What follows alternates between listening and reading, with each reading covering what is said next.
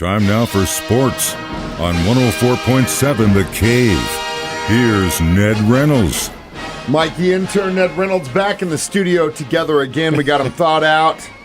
Streets are safe enough to drive. Ned's here. And so far as what I've seen, Chiefs got out of Buffalo relatively safe, other than Joe Thuney did, pulled a pec, basically, is what it is? It's an abdominal, the pec stretches down into the abdominal muscle, and it's affected. Apparently, he isn't feeling real well now. Does that mean he won't play on Sunday? No, I don't know. But Willie Gay's the one that has me a little worried. It's a neck strain of some sort, and it didn't get any better yesterday, so he missed. And the walkthrough that they go through, he's one of them. Mike Edwards has a concussion, and you saw that happen. That was right there on the field fairly early in the ball game. Mm-hmm. His head hit that ground, and I think he also got a knee to the helmet, but he'll have to go through concussion protocol.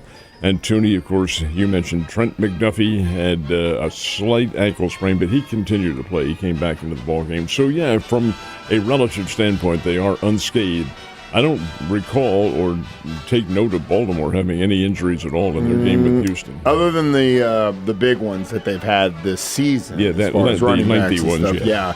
They got out of that relatively unscathed, but they also get a day of rest on us, and they had the old rust versus rest argument in that 49ers game, and I guess it ain't the rust.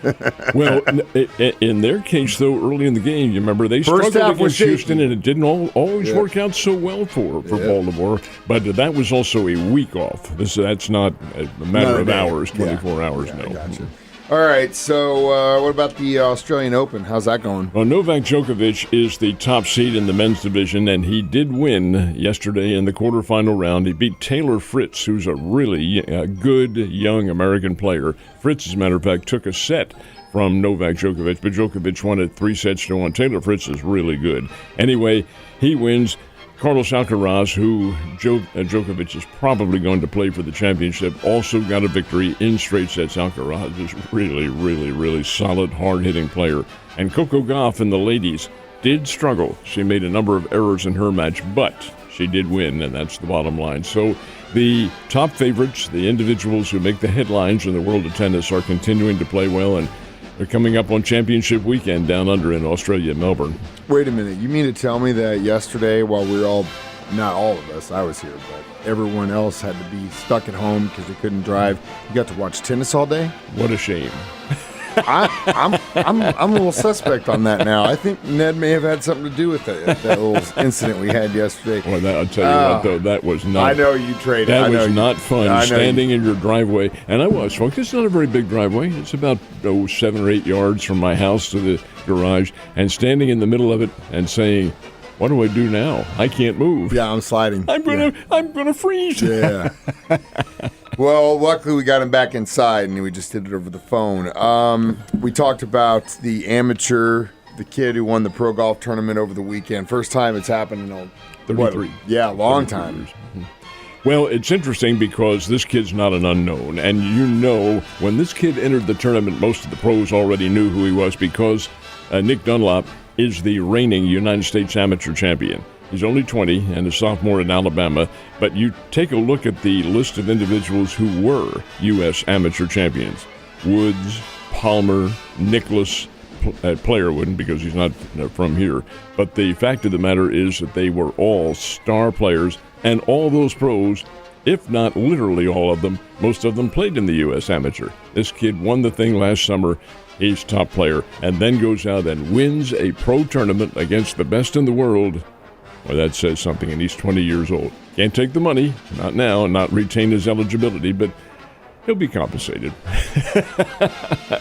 And it's cool to see maybe we might have ourselves a new changing of the guard. In the Never know. But at least I know I've got new naps in the future. We are to that point where we really start looking at college basketball as the front and center sports the next couple months. Who's ranking at the top of that mountain? There are two, of course, the men's and the women's, and they are the teams that you expected to be there. Connecticut in the men's. Connecticut's usually there in the women's too, but they've had injury problems on their women's team.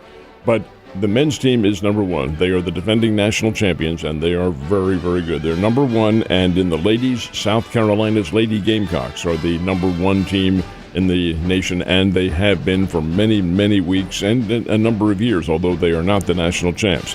Connecticut has Purdue, North Carolina, Houston, and Tennessee chasing them. And South Carolina is being chased by UCLA, Colorado, K-State.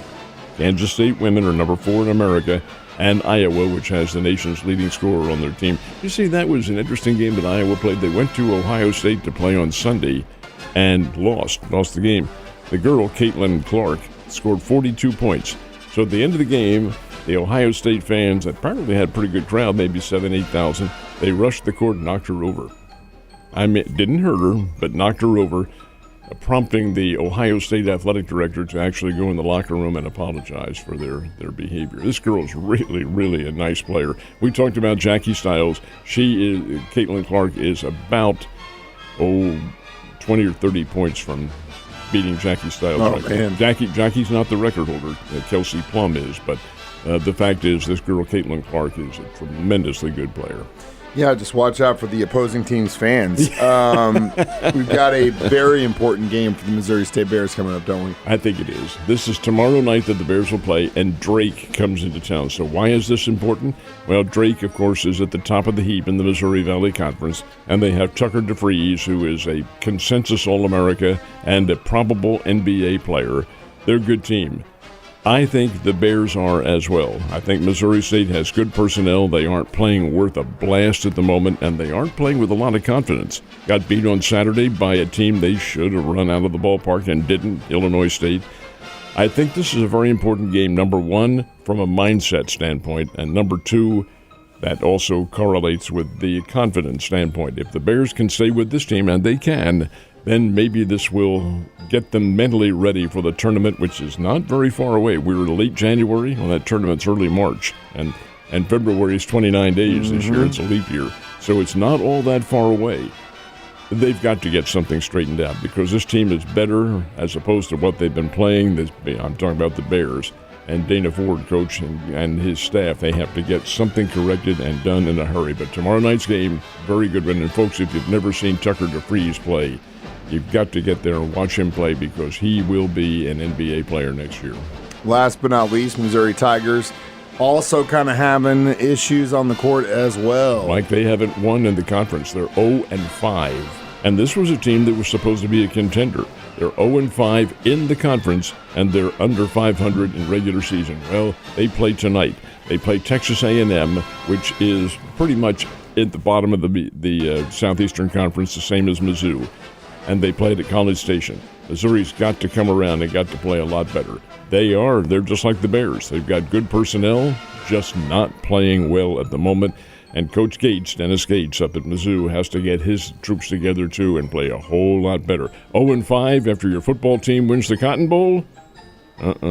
They're high expectations. Yeah, especially since your football team just did so good.